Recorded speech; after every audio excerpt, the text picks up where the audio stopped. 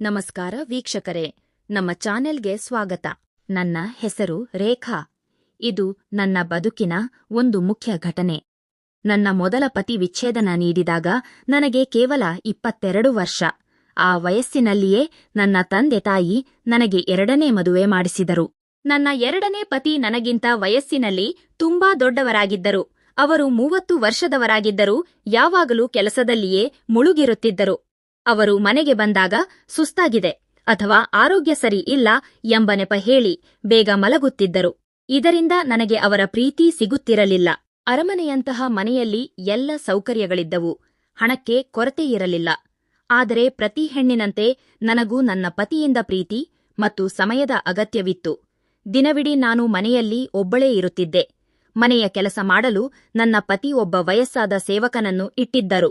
ಒಂದು ದಿನ ನಮ್ಮ ಸೇವಕ ಸೋಮಣ್ಣನಿಗೆ ಹುಷಾರಿಲ್ಲದ ಕಾರಣ ಆತ ತನ್ನ ಯುವ ಮಗ ಆಕಾಶ್ನನ್ನು ಕೆಲಸಕ್ಕೆ ಕಳುಹಿಸಿದನು. ಮರುದಿನ ಆಕಾಶ್ ಮನೆಗೆ ಬಂದಾಗ ನಾನು ಅವನನ್ನು ನೋಡಿ ಆಶ್ಚರ್ಯಪಟ್ಟೆ.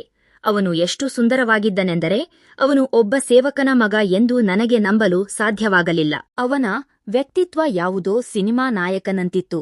ಆಕಾಶ್ ವಿನಯದಿಂದ ಬಂದು, ನಾನು ಸೋಮಣ್ಣನ ಮಗ, ತಂದೆಗೆ ಹುಷಾರಿಲ್ಲದ ಕಾರಣ ಅವರು ನನ್ನನ್ನು ಕಳುಹಿಸಿದ್ದಾರೆ. ನಾನು ಪೂರ್ಣ ಪ್ರಾಮಾಣಿಕತೆಯಿಂದ ಇಲ್ಲಿ ಕೆಲಸ ಮಾಡುತ್ತೇನೆ. ನನ್ನಿಂದ ನಿಮಗೆ ಯಾವುದೇ ದೂರು ಬಾರದಂತೆ ನೋಡಿಕೊಳ್ಳುತ್ತೇನೆ ಎಂದು ಭರವಸೆ ನೀಡಿದನು. ನಾನು ಆಕಾಶ್ನನ್ನು ಒಳಗೆ ಕರೆದು ಸೋಫಾದ ಮೇಲೆ ಕುಳಿತುಕೊಂಡೆ. ಅವನು ಕೆಲಸ ಮಾಡುತ್ತಿರುವಾಗ ನಾನು ಅವನನ್ನೇ ಗಮನಿಸುತ್ತಿದ್ದೆ. ನನ್ನ ಒಂಟಿತನ ಮತ್ತು ಹತಾಶೆಯಿಂದಾಗಿ ಅವನ ಮೇಲೆ ನನಗೆ ಒಂದು ರೀತಿಯ ಆಕರ್ಷಣೆ ಉಂಟಾಯಿತು. ನಾನು ಅವನನ್ನು ಪರೀಕ್ಷಿಸಲು ಕೆಲವು ಮಾತುಗಳನ್ನು ಆಡಲು ಶುರುಮಾಡಿದೆ. ನಾನು ಅವನ ಹತ್ತಿರ ಹೋಗಿ, ನಿನಗೆ ಕೆಲಸದ ಜೊತೆಗೆ ನಿನ್ನ ಮಾಲೀಕರನ್ನು ಸಂತೋಷವಾಗಿಡುವುದು ಗೊತ್ತೇ? ನೀನು ನನ್ನ ಎಲ್ಲಾ ಖಾಸಗಿ ಆಸೆಗಳನ್ನು ಮತ್ತು ಇಷ್ಟಗಳನ್ನು ಪೂರೈಸುವೆಯಾ ಎಂದು ಕೇಳಿದೆ. ಆಕಾಶ್ ಸ್ವಲ್ಪ ಆಶ್ಚರ್ಯಗೊಂಡರೂ, ನನ್ನ ಕೆಲಸದಿಂದ ನಿಮಗೆ ಖಂಡಿತ ಸಂತೋಷ ನೀಡುತ್ತೇನೆ ಎಂದನು. ಆಕಾಶ್ ಶ್ರದ್ಧೆಯಿಂದ ಕೆಲಸ ಮಾಡುತ್ತಿದ್ದ. ಆದರೆ ನನ್ನ ಕಣ್ಣುಗಳು ಯಾವಾಗಲೂ ಅವನ ಮೇಲೆಯೇ ಇರುತ್ತಿದ್ದವು. ಅವನು ಸ್ವಲ್ಪ ಸಮಯ ಹೊರಗೆ ಹೋದರೂ ನನಗೆ ಅವನ ಕೊರತೆ ಕಾಡುತ್ತಿತ್ತು. ಅವನನ್ನು ನೋಡಿದಾಗಿನಿಂದ ನನ್ನ ಮನಸ್ಸಿನ ಶಾಂತಿ ಮತ್ತು ರಾತ್ರಿಯ ನಿದ್ದೆ ಸಂಪೂರ್ಣವಾಗಿ ದೂರವಾಗಿತ್ತು. ಒಂದು ದಿನ ನನ್ನ ಪತಿ ಕೆಲಸದ ನಿಮಿತ್ತ ಬೇರೆ ಊರಿಗೆ ಹೋಗಬೇಕಾಯಿತು. ಅವರು ಹೋಗುವಾಗ ಮನೆಯ ಬಗ್ಗೆ ಚಿಂತಿತರಾಗಿದ್ದರು. ನಾನು ಅವರಿಗೆ ಧೈರ್ಯ ಹೇಳಿ, ಚಿಂತಿಸಬೇಡಿ, ಆಕಾಶ್ ಇದ್ದಾನಲ್ಲ, ಅವನು ಎಲ್ಲವನ್ನೂ ನೋಡಿಕೊಳ್ಳುತ್ತಾನೆ, ನಾನು ಆರಾಮವಾಗಿ ಇರುತ್ತೇನೆ ಎಂದು ಹೇಳಿ ಅವರನ್ನು ಕಳುಹಿಸಿಕೊಟ್ಟೆ. ಪತಿ ಹೋದ ನಂತರ ನಾನು ಆಕಾಶ್ನನ್ನು ಹೇಗಾದರೂ ಆಕರ್ಷಿಸಬೇಕೆಂದು ನಿರ್ಧರಿಸಿದೆ. ನಾನು ಆಧುನಿಕ ಉಡುಪುಗಳನ್ನು ಧರಿಸಿ ಅವನ ಮುಂದೆ ಓಡಾಡುತ್ತಿದ್ದರೂ ಆತ ತನ್ನ ಕೆಲಸದಲ್ಲಿ ಮಾತ್ರ ನಿರತನಾಗಿದ್ದನು. ನನ್ನ ಕಡೆಗೆ ಗಮನವನ್ನೇ ಕೊಡುತ್ತಿರಲಿಲ್ಲ. ಇದರಿಂದ ನನ್ನ ಆತಂಕ ಮತ್ತು ಹತಾಶೆ ಇನ್ನೂ ಹೆಚ್ಚಾಯಿತು. ಒಂದು ದಿನ ನಾನು ಆಕಾಶ್ನನ್ನು ನನ್ನ ಕೋಣೆಗೆ ಕರೆದು ನನ್ನ ಮನಸ್ಸಿನ ಭಾವನೆಗಳನ್ನು ನೇರವಾಗಿ ಹೇಳಲು ಪ್ರಯತ್ನಿಸಿದೆ. ಆದರೆ ಆತ ನನ್ನ ಮಾತುಗಳನ್ನು ಸುಮ್ಮನೆ ಕೇಳಿಸಿಕೊಂಡು ಏನೂ ಮಾತನಾಡದೆ ಕೋಣೆಯಿಂದ ಹೊರಟು ಹೋದನು.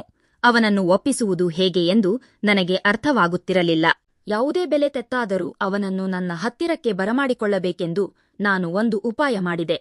ನಾನು ಮೆಟ್ಟಿಲು ಇಳಿಯುವಾಗ ಕಾಲು ಜಾರಿ ಬಿದ್ದಂತೆ ನಟಿಸಿ ಜೋರಾಗಿ ಕಿರುಚಿದೆ. ಆಕಾಶ್ ತಕ್ಷಣ ಓಡಿಬಂದು ನನ್ನನ್ನು ಎತ್ತಿಕೊಂಡನು. ಅವನು ನನ್ನನ್ನು ಎತ್ತಿದಾಗ ನನಗೆ ತುಂಬಾ ಸಂತೋಷವಾಯಿತು. ಆಕಾಶ್ ನನ್ನನ್ನು ಎತ್ತಿಕೊಂಡು ಕೋಣೆಗೆ ಕರೆತಂದು ಹಾಸಿಗೆಯ ಮೇಲೆ ಮಲಗಿಸಿದನು. ಅವನು ದೂರ ಹೋಗುತ್ತಾನೆ ಎಂಬ ಭಯದಿಂದ ನಾನು ಅವನ ಶರ್ಟ್ ಹಿಡಿದು ಎಳೆದೆ.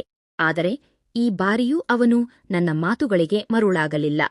ಮಾಲೀಕರೇ, ನೀವು ವಿಶ್ರಾಂತಿ ಪಡೆಯಿರಿ, ನಾನು ಈಗಲೇ ವೈದ್ಯರನ್ನು ಕರೆತರುತ್ತೇನೆ ಎಂದು ಹೇಳಿ ಹೊರಗೆ ಹೋದನು. ಸುಮಾರು 1 ಗಂಟೆಯ ನಂತರ ಅವನು ಒಬ್ಬ ಮಹಿಳಾ ವೈದ್ಯರೊಂದಿಗೆ ಮನೆಗೆ ಮರಳಿ ಬಂದನು.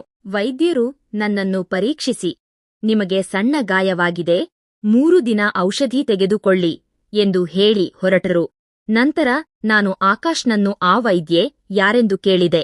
ಅದಕ್ಕೆ ಆತ, ಇವರು ನನ್ನ ಪತ್ನಿ, ಇನ್ನು ಮುಂದೆ ಇವರೇ ನಿಮ್ಮನ್ನು ನೋಡಿಕೊಳ್ಳುತ್ತಾರೆ ಎಂದು ಉತ್ತರಿಸಿದನು. ಆಕಾಶ್ ಮುಂದುವರಿಸಿ, ನಾವು ಬಡವರು, ನಿಜ, ಆದರೆ ನಾವು ನಮ್ಮ ಮಿತಿಯಲ್ಲಿ ಇರಲು ಬಯಸುತ್ತೇವೆ. ನಾನು ಮದುವೆಯಾದವನು ಮತ್ತು ನನ್ನ ಹೆಂಡತಿಗೆ ಎಂದಿಗೂ ಮೋಸ ಮಾಡುವುದಿಲ್ಲ. ನೀವು ದೊಡ್ಡವರು, ಇಂತಹ ತಪ್ಪು ಆಸೆಗಳನ್ನು ಬಿಟ್ಟುಬಿಡಿ ಎಂದು ಬುದ್ಧಿ ಹೇಳಿ ಅಲ್ಲಿಂದ ಹೊರಟು ಹೋದನು. ಅವನ ಮಾತುಗಳನ್ನು ಕೇಳಿ ನನಗೆ ನನ್ನ ತಪ್ಪಿನ ಅರಿವಾಯಿತು. ಅಂದಿನಿಂದ ಆಕಾಶ್ ಮನೆಯ ಕೆಲಸ ಮಾಡುತ್ತಿದ್ದರೆ ಅವನ ಹೆಂಡತಿ ನನ್ನನ್ನು ಪ್ರೀತಿಯಿಂದ ನೋಡಿಕೊಳ್ಳಲು ಆರಂಭಿಸಿದಳು. ಈ ಘಟನೆ ನನಗೆ ದೊಡ್ಡ ಪಾಠ ಕಲಿಸಿತು. ಈ ಕಥೆ ಇಷ್ಟವಾದರೆ ಲೈಕ್ ಮಾಡಿ, ಶೇರ್ ಮಾಡಿ ಮತ್ತು ನಮ್ಮ ಚಾನೆಲ್ ಅನ್ನು ಸಬ್ಸ್ಕ್ರೈಬ್ ಮಾಡಿಕೊಳ್ಳಿ. ಮತ್ತೊಂದು ಇಂಟರೆಸ್ಟಿಂಗ್ ಕಥೆಯೊಂದಿಗೆ ಬರುತ್ತೇನೆ. ಧನ್ಯವಾದಗಳು.